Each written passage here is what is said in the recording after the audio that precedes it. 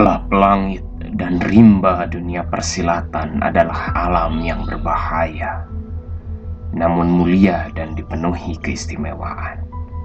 Mereka yang lahir dan memilih menapaki jalan pedang sudah pasti saling bersilang satu dengan lainnya.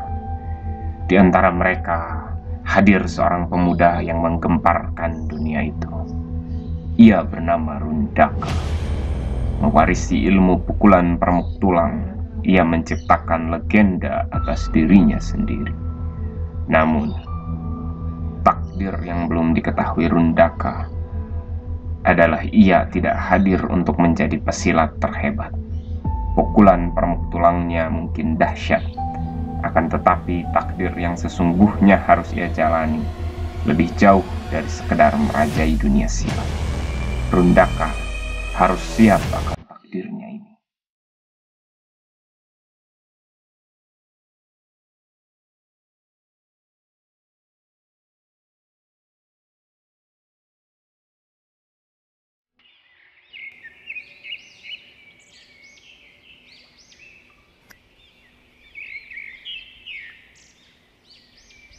Selama 19 tahun, Rundaka hanya tinggal di sebuah bukit yang tidak berjarak terlalu jauh dari desa Nagaraga.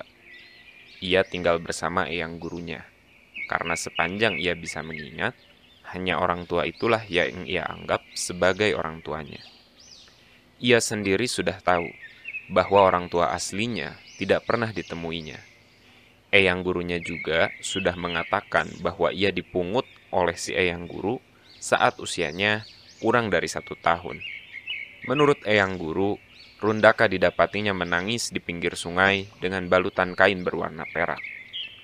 Sejauh ini, hanya itulah yang Rundaka ketahui tentang dirinya. Namun, sepanjang hidupnya itu juga Rundaka dibesarkan oleh eyang guru, yang makan, tidur, dan berlatih ilmu silat bersama si eyang guru tanpa harus mengeluarkan biaya apapun. Bagi Rundaka, meski tidak sedarah, eyang gurunya itulah orang tuanya. Kepergiannya dari desa Nagaraga untuk mulai mengelana adalah karena perintah eyang gurunya juga.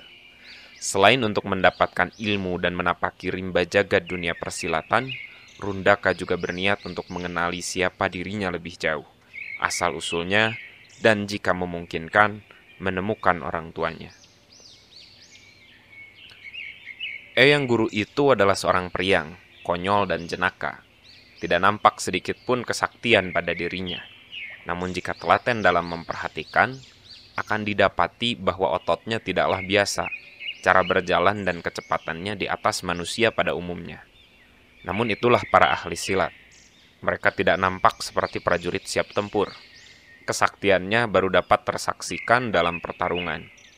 Sepanjang ingatan Rundaka juga, ia telah menyaksikan beberapa kali eyang gurunya bertarung, dan setiap yang datang kepadanya adalah para penantang yang mencari nama. Konon, jika bisa mengalahkan eyang gurunya itu, mereka akan menjadi seorang yang sangat disegani di dunia persilatan. Hal ini saja sudah cukup untuk menunjukkan bahwa eyang gurunya itu bukanlah manusia sembarangan. Bahkan, ketika beberapa hari lalu Rundaka menewaskan Kebo Ireng, sebelum ajalnya, Kebo Ireng tampak menyadari bahwa pukulan permuk tulang milik Rundaka adalah warisan ilmu dari eyang guru. Pada pengelanaannya ini, Rundaka berencana untuk bergerak ke arah barat, untuk bisa sampai ke daerah Pakulonan Jawa Dwipa yang merupakan salah satu pusat peradaban di Sundayana. Di sana, segala hal telah lebih maju. Sebagai orang yang hanya tinggal di bukit dan sesekali saja turun ke desa, Rundaka tentu sangat berminat melihat hiruk-pikuk peradaban yang lebih dahulu berkembang itu. Dari cerita eyang gurunya, manusia di sana umumnya lebih berwawasan dan lebih kaya. Segala macam ilmu pengetahuan ada, karena itu jugalah lebih banyak orang sakti berkeliaran di sana. Dari sekian banyak cerita eyang guru, bagi Rundaka yang paling menarik hatinya adalah di Pakulonan ada semacam padepokan untuk mempelajari segala macam hal, bahkan untuk memahami alam dunia dan alam gaib. Rundaka ingin bertemu dengan para guru ini. Setelah 3 malam menyusuri sungai Pataruman, Rundaka akhirnya sampai pada wilayah perbatasan Banda Indung, kota yang sedang ia tuju. Ia hendak beristirahat sejenak di bawah pohon yang agak rindang di pinggir sungai.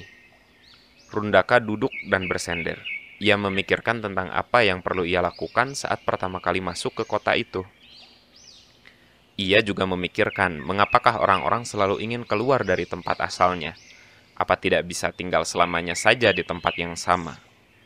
Karena kelelahan, Rundaka siap untuk terlelap. Namun, tepat hanya sesaat saja sebelum ia memejamkan mata, sebilah belati mengarah lurus ke matanya. Sontak ia mengelak. Namun karena kesadarannya belum terkumpul penuh, belati itu mengiris sedikit kulit pelipisnya. Masih limbung karena kantuknya, Rundaka mencari asal sumber serangan. Namun belum sempat ia berpikir, seseorang melayangkan tendangan dari arah depan. Rundaka hanya sempat melindungi kepalanya, dan karena tidak siap, ia terjatuh akibat kerasnya tendangan itu. Masih menahan sakit karena terjatuh, ia segera bangkit dan bersiap menghadapi serangan lanjutan. Tendangan tadi jelaslah dilancarkan oleh seseorang yang terlatih. Di hadapannya kini berdiri seorang perempuan yang mengenakan baju luaran yang seolah disesuaikan dengan ukuran tubuhnya yang ramping. Tidak seperti pendekar laki-laki, pendekar perempuan lebih mudah dikenali. Mereka biasanya menutup dadanya dengan kain bebat khusus agar tidak menghalangi pergerakan mereka. Kemudian bahu mereka juga biasanya lebih lebar dan tegap dibanding perempuan pada umumnya. Kini, perempuan yang sedang dihadapinya itu memiliki ciri semacam itu juga. Tingginya mungkin hanya sekepalan lebih pendek dari Rundaka. Namun satu hal yang benar-benar mengalihkan perhatian Rundaka. Perempuan itu hanya memiliki satu tangan. Serangan barusan telah sahih menjadi sebuah undangan pertarungan. Betapa sulit menemukan hari yang damai semenjak Rundaka menapaki dunia persilatan. Baru saja 3 hari yang lalu ia bertempur dengan Kebo Ireng. Kali ini seorang pendekar perempuan sudah ingin menguji ilmunya lagi. Rundaka tahu bahwa dalam dunia persilatan, jenis kelamin tidak terlalu berpengaruh. Meskipun umumnya lelaki memiliki tenaga yang lebih besar dari perempuan, namun pendekar perempuan telah melatih tubuhnya sedari kecil. Dengan begitu, tidak ada beda antara pendekar lelaki dan pendekar perempuan. Kedatanganku tidak bermaksud buruk. Apakah yang Nona inginkan sehingga harus mengancam nyawa seorang pengembara yang sedang beristirahat? Tanya Rundaka. Selain mencoba mendapatkan informasi, Rundaka juga berusaha mengulur waktu untuk memulihkan tenaganya. Perempuan itu mencoba menelisik Rundaka dari ujung ke ujung. Terlihat ia sedikit ragu, namun sepertinya tidak ada waktu untuk sebuah keraguan bagi dirinya. Segera saja ia menjejakkan kakinya kuat-kuat ke tanah dan dalam satu lompatan ia sudah berada di hadapan Rundaka. Sepertinya Rundaka harus menunda lagi waktu istirahatnya, karena perempuan yang dihadapinya kini datang dengan tekad membunuh yang bulat. Perempuan itu melancarkan, Rundaka mengelak dan langsung mengarahkan tendangan lurus ke ulu hati.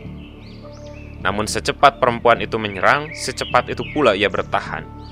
Meski hanya memiliki satu tangan, Rundaka seolah sedang bertarung dengan orang yang memiliki 2 tangan. Kecepatan sungguh luar biasa. Pertukaran pukulan dan tangkisan yang nyaris tidak ada jeda ini menunjukkan bahwa perempuan ini benar-benar terlatih. Dalam ilmu silat, hendaknya sebuah gerakan selalu bersambung dengan gerak berikutnya. Semakin mulus dan tanpa jeda sambungan antar gerakan itu, semakin mahir pula seorang pesilat dalam bertarung. Rundaka melancarkan pukulan yang ditepis perempuan itu, lalu Rundaka langsung menangkis serangan lain dari perempuan bertangan satu itu. Bagi yang bisa mengikuti pertarungan itu, gerakan mereka berdua nampak indah sekali, namun juga mematikan di saat yang sama. Bagi orang awam, pertarungan mereka tidak lebih dari kelebatan belaka. Saking cepatnya pertarungan itu berlangsung. Dalam pertarungan ini, Rundaka menyadari sisi kiri pendekar perempuan yang tidak terlindungi tangannya itu adalah sisi yang sangat ia hindarkan dalam bertahan. Maka Rundaka mencoba melakukan gerak tipu, seolah ia akan menyerang dari kanan, lalu bergerak ke arah kiri. Pendekar perempuan itu menyadarinya, namun karena gerakan Rundaka jauh lebih cepat, ia terlambat mempertahankan diri. Rundaka melayangkan pukulan permuk tulang ke arah dada sebelah kiri perempuan itu. Ia sempat menangkis dengan tangan kanannya. Serangan Rundaka hanya meleset beberapa jari dari tujuan awalnya, namun hal itu sudah cukup untuk membuat pendekar perempuan terpental dan kesulitan untuk bangun. Rundaka merasa harus melancarkan serangan pamungkas untuk menyempurnakan perempuan itu. Namun saat Rundaka mencoba menyerang lagi, perempuan itu mengangkat tangan sebagai tanda meminta Rundaka berhenti. Rundaka keheranan, bukankah perempuan ini datang mengadu ilmu dan siap untuk kematiannya? Namaku Ruri, aku berasal dari perkumpulan kesatria cahaya. Aku tidak datang untuk bertarung sampai mati. Aku datang untuk menguji dan menyampaikan pesan.